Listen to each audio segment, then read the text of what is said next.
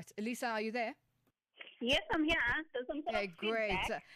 Thank you for joining us. Now, the Green Connection has called for the Sandpack bill to be withdrawn. What are your biggest concerns with the legislation in its current form? And why do you believe it is not in the public interest? Yeah. So there's quite a lot of issues that we have raised in relation to the bill, and mostly that is in relation to the commitments that we have as a country as we are on a process of transitioning away from fossil fuels.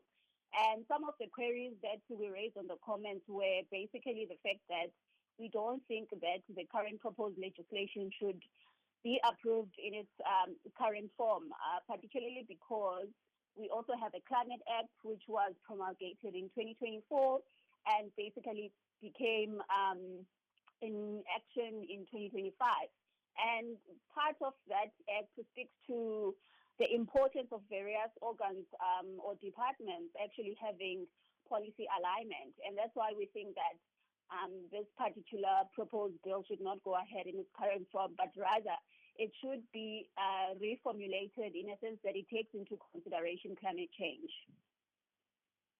What practical implications could this have for the country's energy future and climate commitments?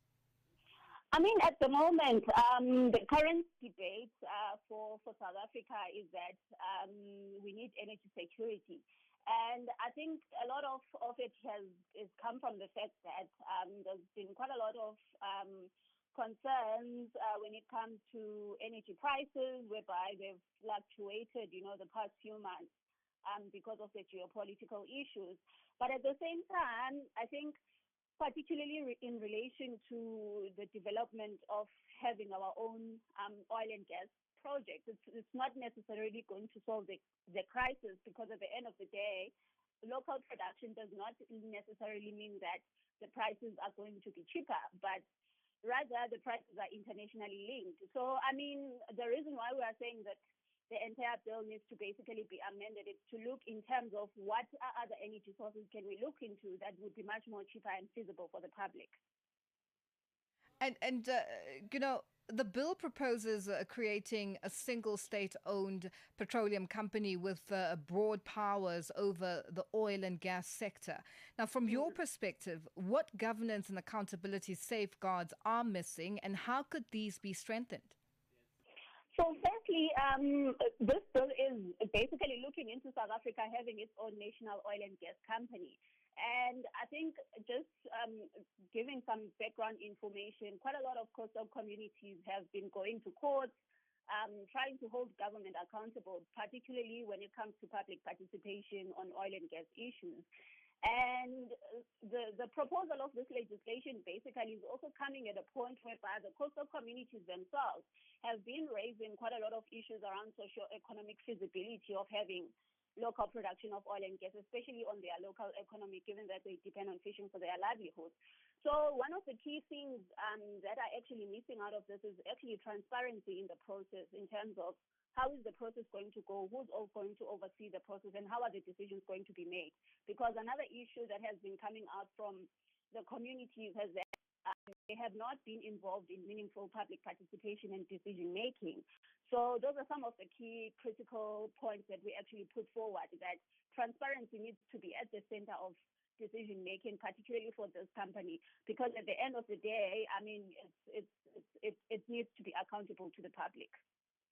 And if Parliament decides to proceed with the bill despite your objections, what are the key amendments you believe are essential to ensure greater transparency, to protect the public interest and support South Africa's just energy transition? So firstly is that if it does go ahead in its current form, I think it would be very important for Parliament, particularly for oversight processes, to make sure that it's clear in terms of what will happen to the liabilities of the current companies in terms of rehabilitation, because I do think that, especially with some of the companies that would be transferred to this company, such as Petro SA, they still have rehabilitation liabilities that have not been paid for. So it's very important that information to come forward in terms of how will that gap be covered. And also, how will the communities themselves be involved in decision making, particularly in this company? Because at the end of the day, whereby those projects are actually proposed, development basically or exploration for gas, it's actually at the forefront of communities, and those communities need to be involved in decision making. So that process basically needs to be clear, and I do think that would be a recommended way forward, basically for oversight process coming from the National Assembly. Lisa, it's been a pleasure. Thank you so much for joining us on Africa Update. Thank you. Advocacy and Programme Lead at the Green Connection, joining us on the line. And that's how we wrap Africa Update today and for the week. It's been a good one. Continue with us on all our social media platforms, and let's do this again on Monday. Bye-bye.